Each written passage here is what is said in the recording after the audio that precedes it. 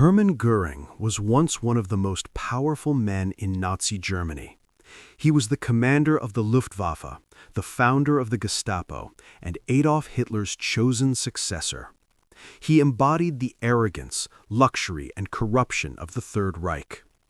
Yet in the final hours of his life, Göring refused to face the gallows. Just hours before his execution at the Nuremberg trials, he swallowed a cyanide capsule. With that single act, he escaped public justice, but left behind a legacy that would haunt his family for decades. That legacy fell most heavily on his wife, Emmy Göring, and their daughter. Emmy Göring once lived at the very heart of Nazi power. A former actress, she married Göring in 1935 in a lavish ceremony attended by Adolf Hitler himself. Fighter planes roared across the sky as the nation celebrated. For years, Emmy acted as Hitler's hostess at state events and openly embraced the role of the regime's first lady. In 1938, their daughter, Edda, was born. Her birth was celebrated as a national event. Hitler became her godfather. Newspapers praised her arrival at Göring's vast estate, Karenhall. She grew up surrounded by stolen art, luxurious furniture, and unimaginable wealth looted from occupied Europe.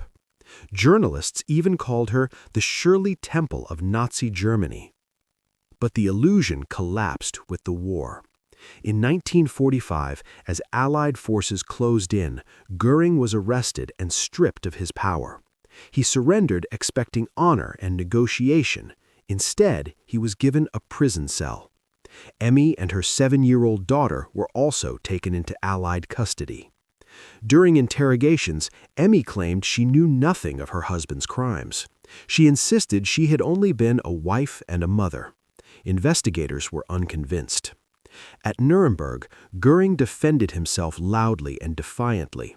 His testimony was broadcast across Germany.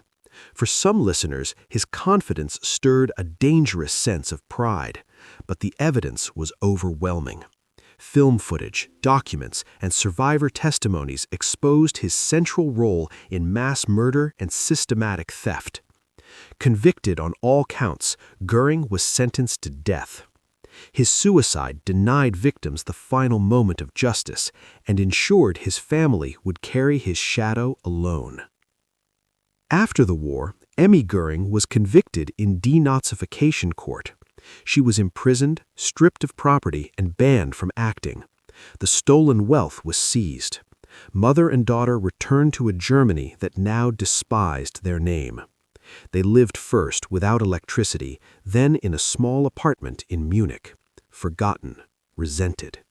Edda Göring grew up in isolation. She studied law, worked quietly, and devoted her life to caring for her mother. But she never accepted her father's guilt. For decades, she fought legal battles to reclaim jewelry and artwork taken from Nazi collections. Some victories were temporary. In the end, the courts ruled against her. Privately, Edda preserved her father's memory. Their apartment became a shrine, filled with portraits, medals, and symbols of a fallen empire. In rare interviews, she described Göring as a loving father and rejected the crimes attributed to him.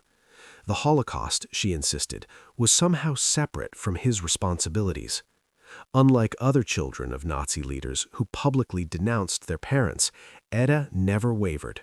Her life stood in sharp contrast to another Göring, Hermann's brother, Albert. Albert openly opposed Nazism and used the Göring name to save Jews and political prisoners.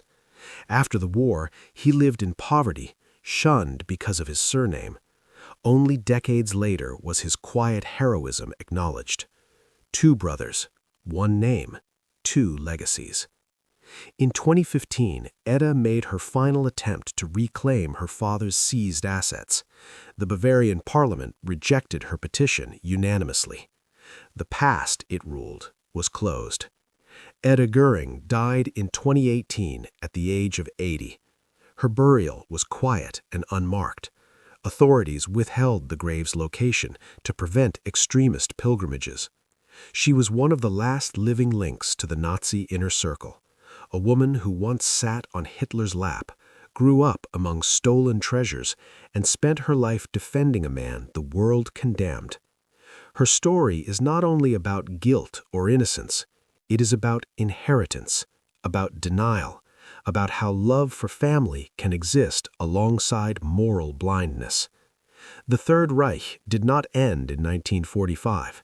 Its shadow stretched across generations, into homes, courtrooms, and private memories, long after the flags were torn down.